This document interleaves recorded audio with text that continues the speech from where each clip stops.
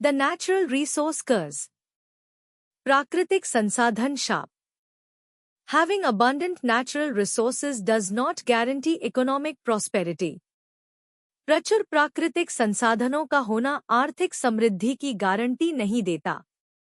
Some regions rich in natural resources can experience slower economic growth and development, a phenomenon economists call the natural resource curse or the paradox of plenty. कुछ क्षेत्र जो प्राकृतिक संसाधनों में समृद्ध हैं, वे धीमी आर्थिक वृद्धि और विकास का अनुभव कर सकते हैं। इसे अर्थशास्त्री प्राकृतिक संसाधन शाप या प्रचुरता का विरोधाभास कहते हैं। Put very simply, this means that often having plenty of natural resources does not automatically mean that a country is rich. सरल शब्दों में इसका अर्थ है कि अक्सर प्रचुर प्राकृतिक संसाधनों का होना स्वचालित रूप से यह नहीं बताता कि कोई देश धनी है। Frequently, economies are unable to develop industries that convert the resources into products of higher value. अक्सर अर्थव्यवस्थाएं उन उद्योगों का विकास नहीं कर पाती जो संसाधनों को उच्च मूल्य वाले उत्पादों में बदलें। The chapter Factors of Production in the latter part of this book will give you an understanding of this. इस पुस्तक के बाद के हिस्से में उत्पादन के कारक नामक अध्याय आपको इसका समझ देगा। India has generally avoided this curse by investing in the development of such industries to meet our growing needs. Bharat ने आम तौर पर इस शाप से बचा है, ऐसे उद्योगों के विकास में निवेश करके जो हमारी बढ़ती जरूरतों को पूरा कर सकें। Let's explore. आइए खोज करें। What do you think are the different inputs required to enable the use of the natural resources available in different geographical areas? आपके अनुसार विभिन्न भौगोलिक क्षेत्रों में उपलब्ध प्राकृतिक संसाधनों का उपयोग करने के लिए किन विभिन्न इनपुट्स की आवश्यकता होती है? However, the challenge of balancing resource extraction with sustainability remains. हालांकि संसाधन निष्कर्षण और सततता के बीच संतुलन बनाए रखना एक चुनौती बनी रहती है। Understanding and managing natural resources is a valuable starting point. प्राकृतिक संसाधनों को समझना और उनका प्रबंधन करना एक मूल्यवान प्रारंभिक कदम है। But human knowledge, good governance, and strategic planning determine whether they become lasting benefits or temporary windfalls. लेकिन यह मानव ज्ञान, अच्छी शासन व्यवस्था और रणनीतिक योजना तय करती है कि ये संसाधन स्थायी लाभ बनेंगे या अस्थायी लाभ। Responsible and wise use of natural resources, stewardship. प्राकृतिक संसाधनों का जिम्मेदार और समझदारी से उपयोग, संरक्षण। Sustaining life on Earth requires that we respect nature and use natural resources in a way that enables the restoration and regeneration of renewable resources and the responsible and judicious use of non-renewable ones. पृथ्वी पर जीवन को बनाए रखने के लिए हमें प्रकृति का सम्मान करना चाहिए और प्राकृतिक संसाधनों का ऐसा उपयोग करना चाहिए जो नवीकरणीय संसाधनों के पुनर्स्थापन और पुनर्जनन को सक्षम करे और अप्राकृतिक संसाधनों का जिम्मेदार और विवेकपूर्ण उपयोग सुनिश्चित करे। Scientists studying these aspects have warned that the irresponsible treatment of natural resources has led to pollution, biodiversity loss and climate change, which has been taking place at an increased pace in recent years. इन पहलुओं का अध्ययन करने वाले वैज्ञानिकों ने चेतावनी दी है कि प्राकृतिक संसाधनों के गैर जिम्मेदार उपयोग के कारण प्रदूषण, जैव विविधता की हानि और जलवायु परिवर्तन हुआ है, जो हाल के वर्षों में बढ़ती गति से हो रहा है। Restoration and regeneration of renewable resources. नवीकरणीय संसाधनों का पुनर्स्थापन और पुनर्जनन। Here are two examples of how we are pushing the use of natural resources beyond their capacity to regenerate. यहाँ दो उदाहरण हैं कि कैसे हम प्राकृतिक संसाधनों के उपयोग को उनकी पुनर्जनन क्षमता से अधिक बढ़ा रहे हैं। Many farmers in our country extract groundwater for irrigation purposes. हमारे देश में कई किसान सिंचाई के लिए भूजल का उपयोग करते हैं। In most states, the extraction rate is greater than the rate at which the water table is replenished. अधिकतर राज्यों में पानी निकालने की दर उस दर से अधिक है जिस दर से जल स्तर पुनः भरा जाता है. Over time, this deficit builds up, leading to higher cost of extraction of groundwater and eventually to its unavailability.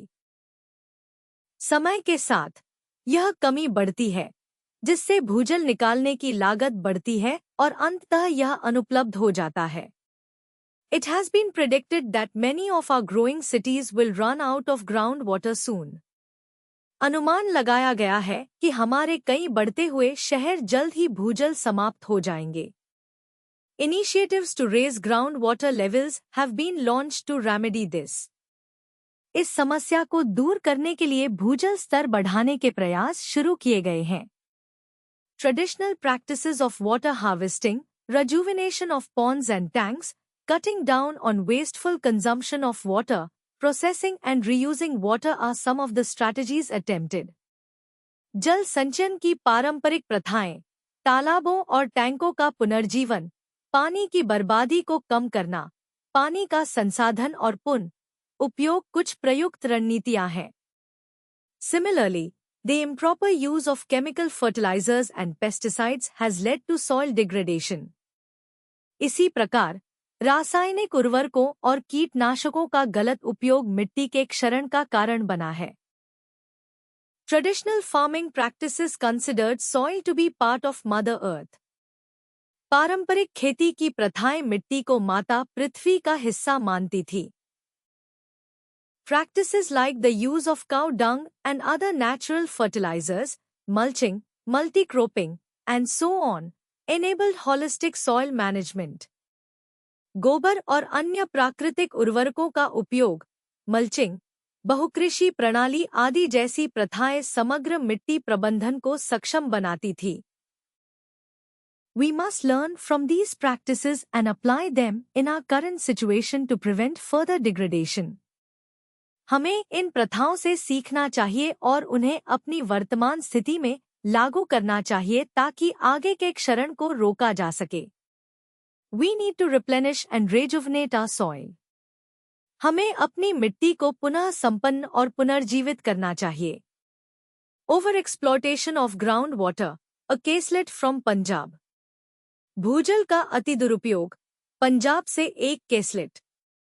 A crisis has unfolded in the fertile plains of Punjab where groundwater resources have been severely depleted. Punjab के उपजाऊ मैदानों में एक संकट उत्पन्न हो गया है, जहां भूजल संसाधन गंभीर रूप से समाप्त हो चुके हैं. Punjab was home to the Green Revolution that fed a large proportion of our population and contributed to India becoming self-sufficient in food. Punjab green revolution का केंद्र था, जिसने हमारी आबादी के बड़े हिस्से को भोजन प्रदान किया और भारत को खाद्य सुरक्षा में आत्मनिर्भर बनने में योगदान दिया. Today the same state faces issues of sustainability. Nature has been exploited beyond regeneration, at least in the short term. आज वही राज्य सततता के मुद्दों का सामना कर रहा है. प्रकृति को कम से कम अल्पकालिक रूप में पुनर्जनन से अधिक शोषित किया गया है. However, this concern is not particular to Punjab. It affects many other states. हालांकि यह चिंता केवल पंजाब तक सीमित नहीं है. यह कई अन्य राज्यों को प्रभावित करती है. In the 1960s, farmers shifted to high-yielding varieties of wheat and paddy. 1960 के दशक में किसान उच्च उपज वाले गेहूं और धान की किस्मों की ओर चले गए. These required more water than the traditional seeds, and farmers began to extract groundwater to meet this need. इनमें पारंपरिक बीजों की तुलना में अधिक पानी की आवश्यकता थी, और किसानों ने इस आवश्यकता को पूरा करने के लिए भूजल निकालना शुरू किया. In addition, the supply of free power led to the overpumping of groundwater, a situation still prevalent in much of India today. इसके अतिरिक्त मुफ्त बिजली की आपूर्ति ने भूजल के अतिपंपिंग को बढ़ावा दिया. यह स्थिति आज भी भारत के कई हिस्सों में प्रचलित है. modern farming techniques also required the use of chemical pesticides and fertilizers.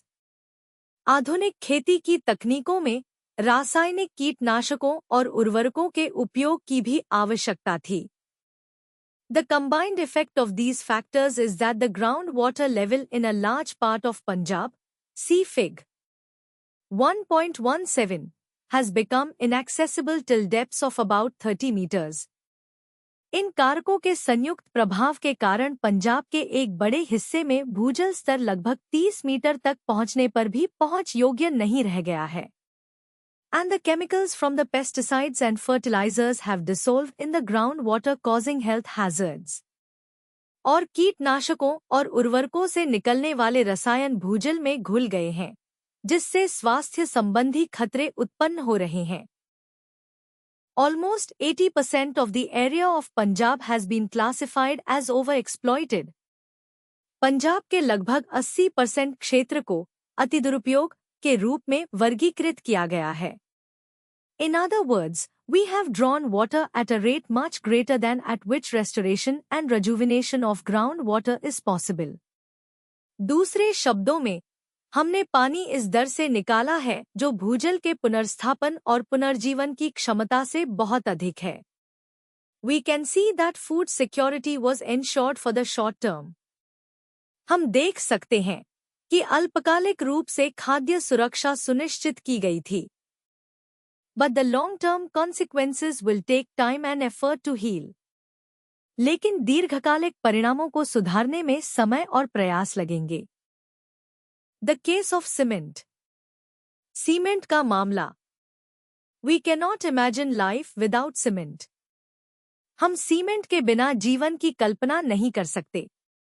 Our houses, schools and hospitals and other buildings, bridges, roads and airports all require cement. हमारे घर, स्कूल, अस्पताल और अन्य इमारतें, पुल, सड़कें और हवाई अड्डे सभी को सीमेंट की आवश्यकता होती है. The production of cement has been listed as one of the most polluting industries.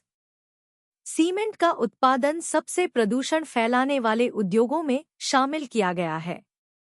The process of production releases fine dust that enters our lungs and those of animals, damaging them, settles on leaves of plants, decreasing their yields, and causes soil and water pollution too. उत्पादन की प्रक्रिया से महीन धूल निकलती है जो हमारे और जानवरों के फेफड़ों में जाती है, उन्हें नुकसान पहुंचाती है, पौधों की पत्तियों पर जम जाती है जिससे उनकी उपज कम होती है, और मिट्टी और पानी को भी प्रदूषित करती है. The Central Pollution Control Board has created guidelines for cement factories to ensure that the pollution is minimized or eliminated. केंद्रीय प्रदूषण नियंत्रण बोर्ड ने सीमेंट कारखानों के लिए दिशा निर्देश बनाए हैं ताकि प्रदूषण को कम से कम किया जा सके या समाप्त किया जा सके. In addition, there is a move towards creating alternative materials that reduce pollution. इसके अलावा प्रदूषण कम करने वाले वैकल्पिक सामग्री बनाने की दिशा में भी कदम उठाए जा रहे हैं. These include the use of traditional materials like stone and mud, new plant-based materials and recycled materials from waste plastic. इनमें पत्थर और मिट्टी जैसी पारंपरिक सामग्री, नए पौधों पर आधारित सामग्री और अपशिष्ट प्लास्टिक से पुनर्नवीनीकृत सामग्री का उपयोग शामिल है. Traditional materials and methods are being combined with modern technological advances to create new materials that are sustainable. पारंपरिक सामग्री और विधियों को आधुनिक तकनीकी प्रगति के साथ मिलाकर नए सतत सामग्री बनाए जा रहे हैं. The process of production is less polluting, provides local employment, and is designed keeping in mind the climate of the place. उत्पादन की प्रक्रिया कम प्रदूषणकारी है, स्थानीय रोजगार प्रदान करती है, और इसे स्थान की जलवायु को ध्यान में रखकर डिजाइन किया गया है. Vrikshivayurveda is an ancient Indian botanical science that focuses on the study and care of plants and trees. वृक्षायुर्वेद एक प्राचीन भारतीय वनस्पति विज्ञान है जो पौधों और पेड़ों के अध्ययन और देखभाल पर केंद्रित है. The term comes from Sanskrit, with VRIKSHA meaning tree and Ayurveda meaning the science of life or health. यह शब्द संस्कृत से आया है, जिसमें वृक्ष का अर्थ है पेड़ और आयुर्वेद का अर्थ है जीवन या स्वास्थ्य का विज्ञान. This traditional knowledge system dates back several millennia and was formalized in texts such as Surpala's VRIKSHAYURVDA around the 10th century CE. यह पारंपरिक ज्ञान प्रणाली कई सहस्राब्दियों पुरानी है और इसे 10वीं शताब्दी ईस्वी के आसपास सुरपाल के वृक्षायुर्वेद जैसे ग्रंथों में औपचारिक रूप दिया गया. It has elaborate recommendations on the specific plants to be grown on different soil types and provides intricate methods for seed collection, preservation, and pre-planting treatments. इसमें विभिन्न मिट्टी प्रकारों पर उगाए जाने वाले विशेष पौधों के लिए विस्तृत सिफारिशें हैं और बीज संग्रह, संरक्षण और पौधरोपण से पहले की प्रक्रियाओं के जटिल तरीके बताए गए हैं. Irrigation techniques are elaborately described, with recommendations varying according to plant species, growth stage, and seasonal conditions. सिंचाई तकनीकों का विस्तार से वर्णन किया गया है और सिफारिशें पौधों की प्रजातियों, विकास चरण और मौसमी परिस्थितियों के अनुसार भिन्न होती हैं. It specifies pest management strategies through natural repellents and plants that should be grown together. यह प्राकृतिक रोधकों और साथ-साथ उगाए जाने वाले पौधों के माध्यम से कीट प्रबंधन रणनीतियों का उल्लेख करता है. This form of sustainable agriculture promotes practices like crop rotation and mixed cropping to maintain soil health. इस प्रकार की सतत कृषि मिट्टी की सेहत बनाए रखने के लिए फसल चक्र और मिश्रित खेती जैसी प्रथाओं को बढ़ावा देती है. VRIKSHAYURVDA also offers advice on proper methods of plowing soil so as to retain soil moisture as well as facilitate the growth of living organisms in the soil like fungi, bacteria and earthworms. वृक्षायुर्वेद मिट्टी की नमी बनाए रखने और मिट्टी में जीवित जीवों जैसे कवक, बैक्टीरिया और केंचुओं के विकास को सुविधाजनक बनाने के लिए उचित हल चलाने के तरीकों पर भी सुझाव देता है. अ केसलेट फ्रॉम सिक्किम. सिक्किम से एक caselet. Pema's family farm in Sikkim faced declining yields and mounting debts from expensive chemical inputs. Sikkim में पेमा का पारिवारिक खेत घटती उपज और महंगे रासायनिक इनपुट से बढ़ते कर्ज का सामना कर रहा था. When the state government announced a policy to promote organic farming throughout the state, Pema's family decided to try. जब राज्य सरकार ने पूरे राज्य में जैविक खेती को बढ़ावा देने की नीति की घोषणा की, तो पेमा के परिवार ने इसे आजमाने का निर्णय लिया. It was not an easy transition. Initially the yields dropped as the soil was recovering from years of chemical use. यह आसान संक्रमण नहीं था. प्रारंभ में उपज घट गई क्योंकि मिट्टी वर्षों के रासायनिक उपयोग से पुनर्प्राप्त हो रही थी.